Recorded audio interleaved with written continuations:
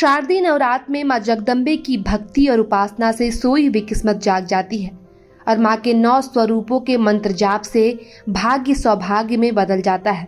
श्रद्धा भाव से मां दुर्गा के सभी 9 स्वरूपों के पूजा पाठ से मनवांछित फल मिलता है और नवरात्रि के चौथे दिन दुर्गा देवी के रूप में मां कुष्मांडा की पूजा की जाती है।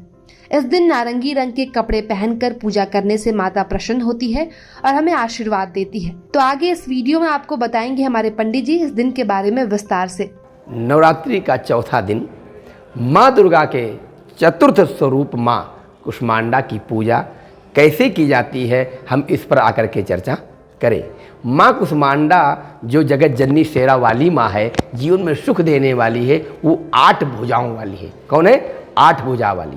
और इनमें कौन कौन सा चीज़ माता धारण की अपने हाथों में, उसके बारे में चर्चा करें। इनमें धनुष है, बाण है, कमल है और उसके बाद में चक्र है, गदा है, कमंडल है। ये सब माता जी अपने 8 भुजाओं में धारण की हैं और सृष्टि की उत्पत्ति करने के कारण इन्हें आदिशक्ति नाम से भी जाना जाता है।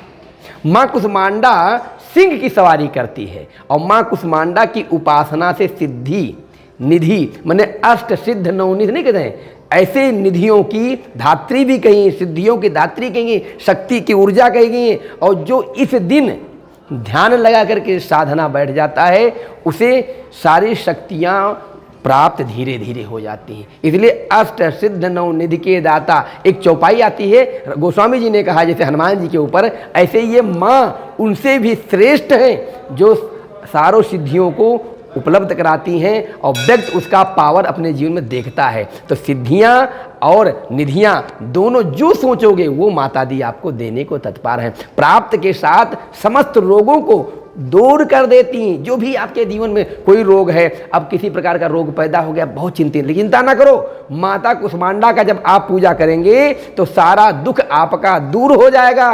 आयु में कोई समस्या है उसको माता जी ठीक करके और तुम्हें आयुष्मान करके आशीर्वाद देंगी। आपकी आयु बढ़ जाती है, आपके जीवन में धन धान्य बढ़ जाता है, आपका व्यापार रुका हुआ है उस व्यापार को बढ़ा देती हैं। कोई घर में शुभ काम नहीं हो पाते, कुष्मांडा माता वो आपका शुभ कार्य प्रारंभ हो जाए। कई लोग परेशान हैं, महाराज बेटी का विवाह नहीं हो पाता है, बड़ी चिंता न करो। आज के दिन माता कुष्मांडा का यदि श्रद्धा पूर्वक आप पूजन हवन बंदन अर्चन कर लेते हैं तो निश्चय ही माता कुष्मांडा आपकी मनोकामना पूर्ण करेंगे, क्योंकि हजारों भक्त माता के दर्शन करते हैं और उनकी सारी मनोकामनाएं माता पूर्ण करती हैं। मैया को हम चढ़ाएं क्या?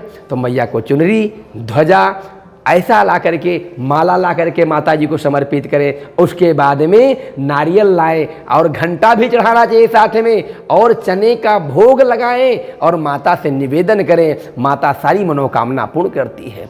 माँ कुष्मांडा को मालपुआ भी बहुत प्रिय है, इसलिए माता को मालपुआ का भोग लगाना चाहिए।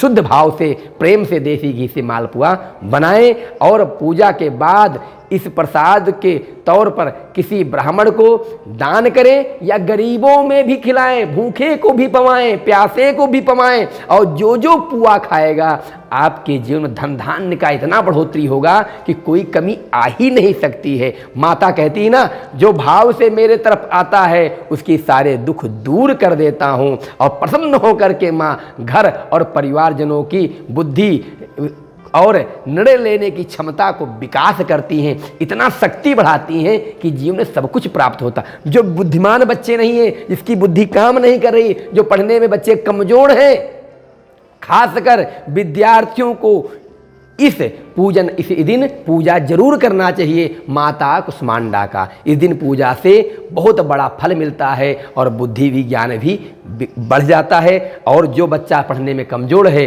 वो करके पूजा करके देखे, जरूर उसका भी कल्याण होगा, बुद्धि शक्ति ऊर्जा बढ़ जाएगी। पूजा की विधि क्या क्या, आइए इस पर हम चर्चा करें। तो देवी को पूरी श्रद्धा से फल, फूल, धूप, चंदन, भोग चढ़ाएं। पूजन के पश्चात कुष्मांडा के दिव्य रूप को बड़े प्रेम से सुंदर सा माला, जिसमें अड़हवल भी हो, गुड़हल का जिसे कहते हैं फूल का माला बना हुआ, और सुंदर सा माता जी को समर्पित करें। उसके बाद में माता का दिव्य स्वरूप कुसुमांडा का अब पूजन करने के बाद दीपक जलाएं। दीपक जलाने के बाद भोग लगाएं।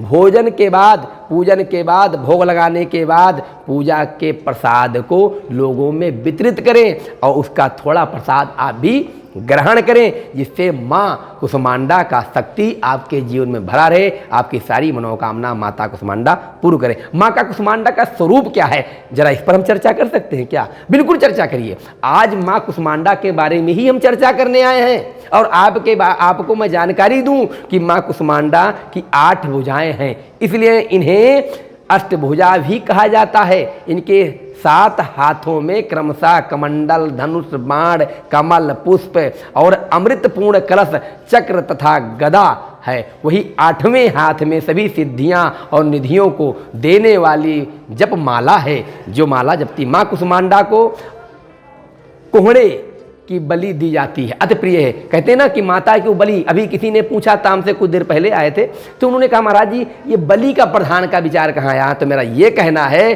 कि कोहड़ा आपने सुना होगा, कोहड़ा जो इतने बड़े बड़े होते हैं, कद्दू कहते हैं, कहीं कहीं कोहड़ा कहते हैं, जो जहाँ होता है वो माता जी को बहुत प्रिय है और कुसुमांडा को अति प्रिय कहा गया। इसलिए माता कभी पुत्र का बलि, किसी जीव का बलि नहीं लेती है, वो फल का बलि लेती है, वो है कदुआ। वही माता जी को यदि आप समर्पित कर दोगे, माँ आपके ऊपर खास करके प्रसन्न होगी। जो भी सोचोगे माता रानी वो आपका पूर्ण करेंगे। प्रभातखबर.com, विश्वास वही, रफ्तार नहीं।